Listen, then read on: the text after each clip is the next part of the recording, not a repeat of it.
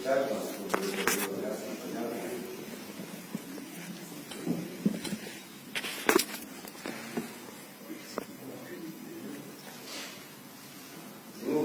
События, происходящие в Абхазии, повторяются уже 4-й раз, как мы это знаем. И вот вопрос, почему так происходит. Ответ лежит на нас самих. Мы разучились принимать решения и ответственность за свои действия, перекладываем на другие вещи. Или что-нибудь в этом роде. Такой подход приводит к безответственности во всех структурах власти. Кроме того, слишком частая ротация наблюдается в последнее время в аппарате правительства Абхазии. Вина за последствия лежит на каждом из нас. Наши организации проводятся различные моления.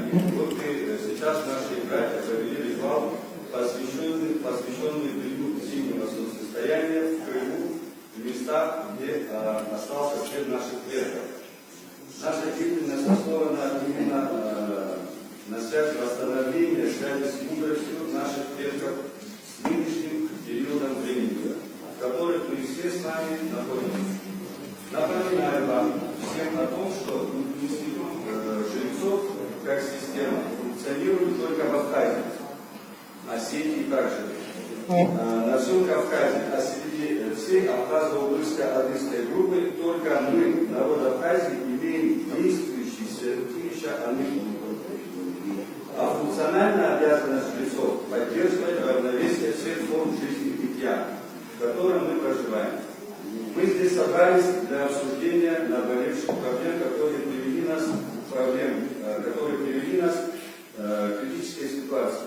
Конституция Абхазии, статья 1 говорится о суверенном праве народа.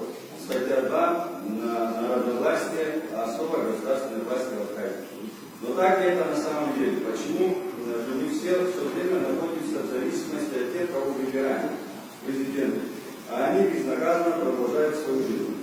Делайте вывод сами. Наша организация заявляет о том, что пора прекратить всякие безответственные действия и призывать весь народ, а также жрецов проявить свой национальный долг перед нашим Создателем и ответить самим себе в первую очередь на вопрос, кто мы такие, кем являемся по своей сути.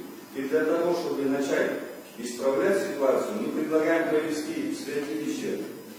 Это может быть одно из, скажем так, Георгий Михаил Хамамазар, по факту статьи 2, прописанной в Конституции, фактически перед нашим Творцом заявить о своем первичном праве, по факту происхождения, по закону крови и по праву рождения, по имени, которое нам дают наши родители и наши предки. Об этом четко разъяснял в своих трудах еще Мурат Яган. Вернуть через жертвоприношение власть над всей землей своему народу. Это первый этап, в результате которого мы обязаны взять ответственность за судьбу своей страны и своего народа на самих себя.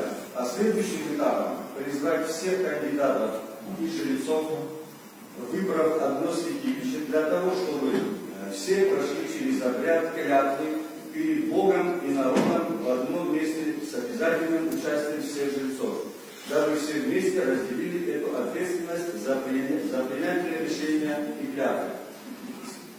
Раздельно такие ритуалы проводить нельзя. Все должно быть открыто и честно по отношению к каждому депутату и президенту. Именно это даст возможность избежать политических интриг, подкупов и других возможных манипуляций. Прошу рассмотреть такой вариант действий на данном собрании. Хочу добавить к этому ко всему. Если в Европе, когда человек, кандидат или уже выбранный президент, он клянется на Библии, мусульмане клянутся на Коране. У нас есть свои святилища. Почему мы упускаем этот момент? Почему мы не действуем для того, чтобы именно с этого начинать? А мы все знаем, и все понимаем, какую силу имеет наша religion. И я думаю, что